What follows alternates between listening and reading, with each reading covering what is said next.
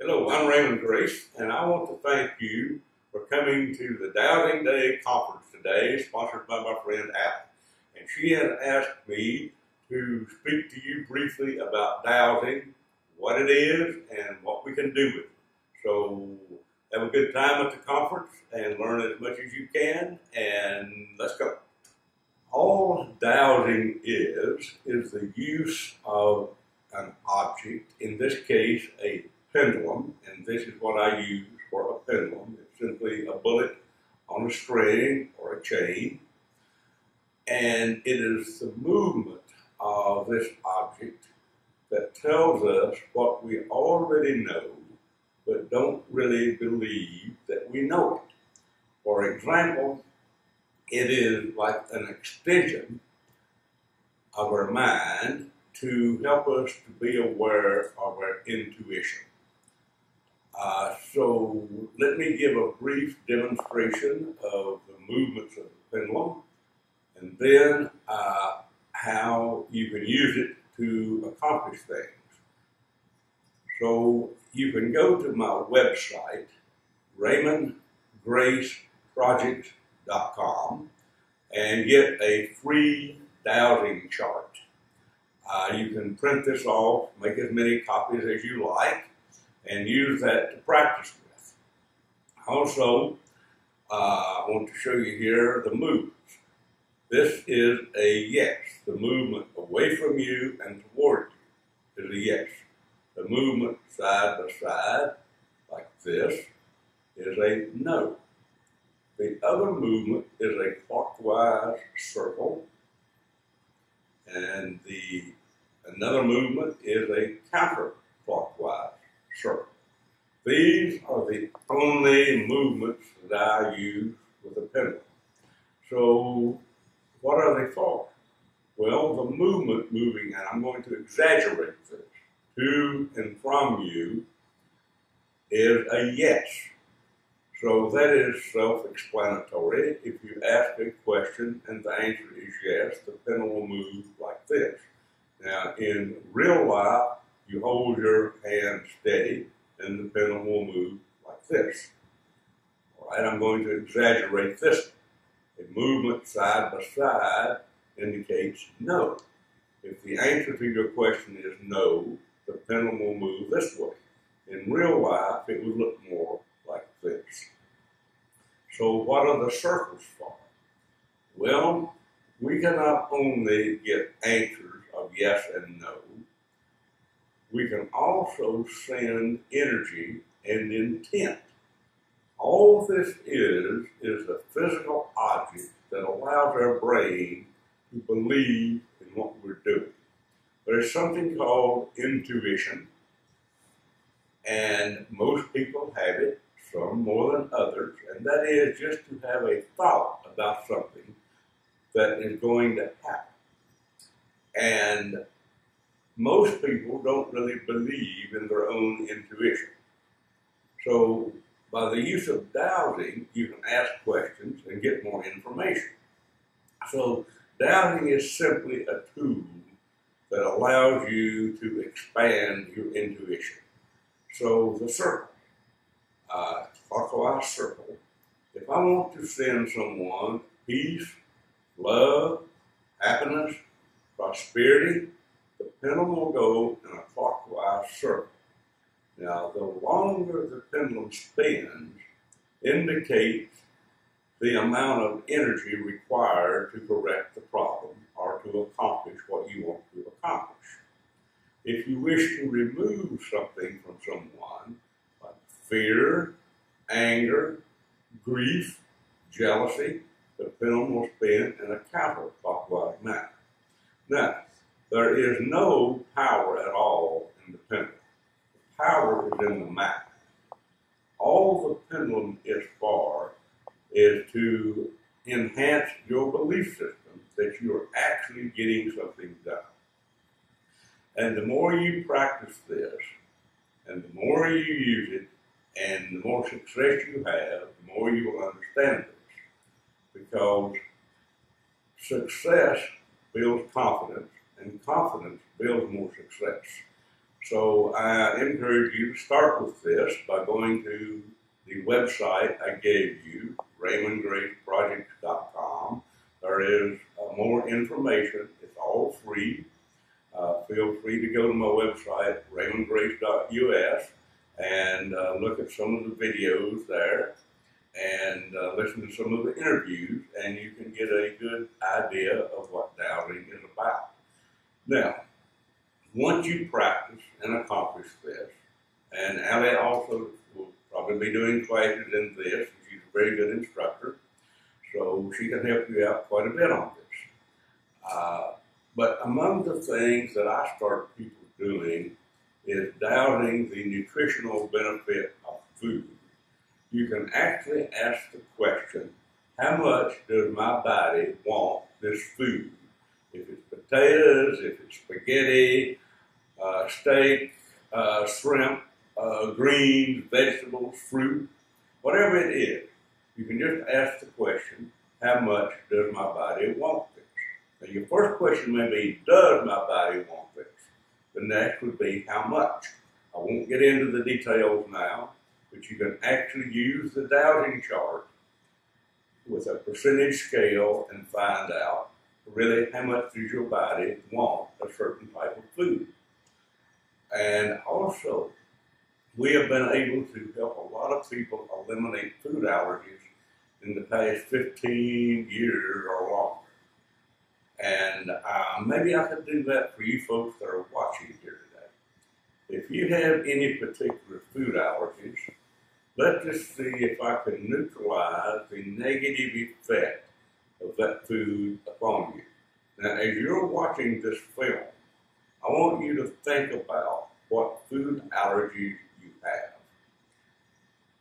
And you can see the pendulum is going in a counterclockwise direction.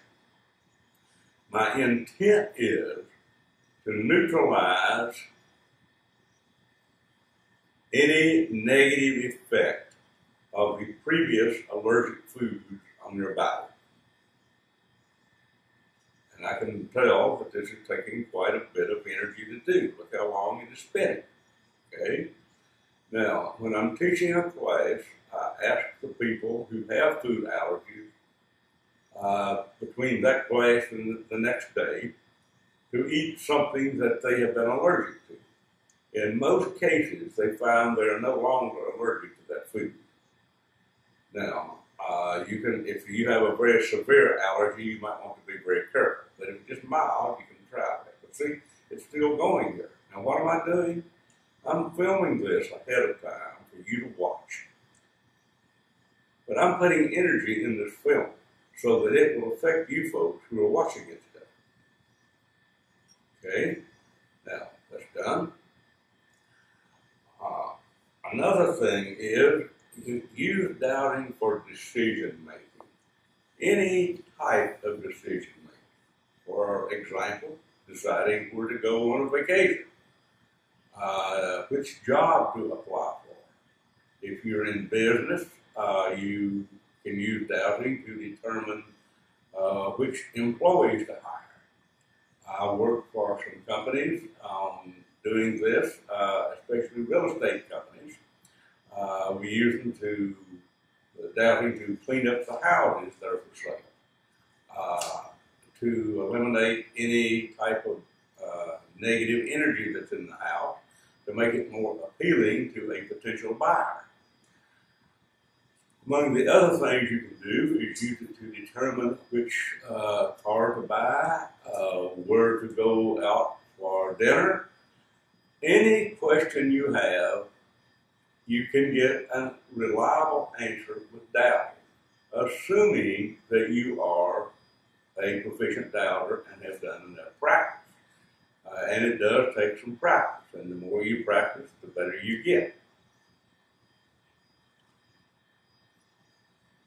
Now, we have used this a number of times to improve conditions in schools, in workplaces. Sometimes people work in a hostile environment, and by using doubting and knowing what questions to ask, we have the ability to change the behavior of people change their actions. We have been able to lower violence in schools. We have helped lower violence in various communities. So the list is unending as to what all you can accomplish. And people will ask me if they can do a certain thing, and my answer is always the same. Try it and see, because you will never know unless you try. And the worst you will do is nothing. So don't be afraid to try things with dowsing.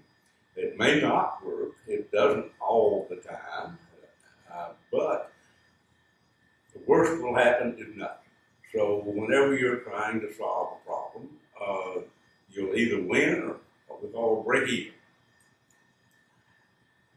Also, you can use this to attract the best possible opportunities in your life. There are a number of possible futures. Whichever one happens depends upon what you do about it. So, you can use dowsing to find out what your opportunities are, which one is the best choice to take, and it just greatly improves your life. You can use this if the family you live in is not getting along well. You can bring in peace and happiness and get rid of jealousy and anger and fear. So you can literally change your life with it. Once you learn to douse, become proficient with it, life will never be the same again. To do an experiment with you today. We did this last year at Ali's conference, and I also did it when she brought 30 of her friends over to the U.S. And it's an experiment with water. I have been working with water for several years, and we've been able to give people good drinking water where they did not have it before. So I would like for you to get a container of water and taste it before I do what I'm about to do. So we'll need to give you some space in this film to do this. Now, once you have tasted the water, what I would like to do is do what I normally do with water, is ask, are there any entities or evil forces within the water? And I get no. All right? You may not understand my words just exactly, but it's just the only words I know to use. I would like to neutralize, that means take energy away from, any non-beneficial energy of people and activities upon the land where the source of the water. I don't know where your water is coming from. It may be from a few miles away. So I want to neutralize the negative effect of any people, any activities, any electromagnetic fields of the earth upon this land where the source of the water comes from. Okay? I'd also like to take any negative thought forms and negative emotions and transform them into love. Okay? I'd also like to do what I call scramble the frequency of any chemical, biological, or radiological pollutants of the water and adjust them to the frequency of pure water. Next, I would like to invite in the spirit of water, because water has a spirit. Oh, but before we do this, most commercial water has the spirit of greed in it. I would like to transform greed into water. And now, let's invite in the spirit of the water into the water that is in the room where you are, and in the hotel or conference room where you are. Any water that would be coming out of the faucet there, or the drinking fountains. This is something I do practically everywhere I go. Last year, I was at a conference, and the coffee did not taste good. Why? Because it was made with water that wasn't good. So I cleaned up the water source for the hotel, and the next day the coffee tasted better. You can do this anywhere you go. I've taught other people to do this. I had a fellow that was a surgeon who traveled from various hospitals, and he has been cleaning up the water in everywhere he goes to work in the hospital. So this is something you people can do for your communities wherever you travel, is clean up the water. So what I would like to do now is bring in the spirit of the water in a spring out in Montana. And I'd like to bring the spirit of that water into the water that you have in your containers there, and the water that will be flowing through the faucet or the drinking fountains. All right? And I want all the water there that you folks have to be equal to in taste, purity, surface tension, and energy the water of the spring I'm using as a model here in Montana. Okay? All right, now I would like for you to go and taste the water and see how it tastes, and I want to get some feedback on this. Allie can write me, let me know how it did. And again, I want to thank you for coming to the Dowsing Day Conference today with Allie, and for the opportunity to share information with you about dowsing, what you can do with it. I hope you will take this, use whatever resources are available on my website, and what resources Allie has to offer you, and use this to really change your life.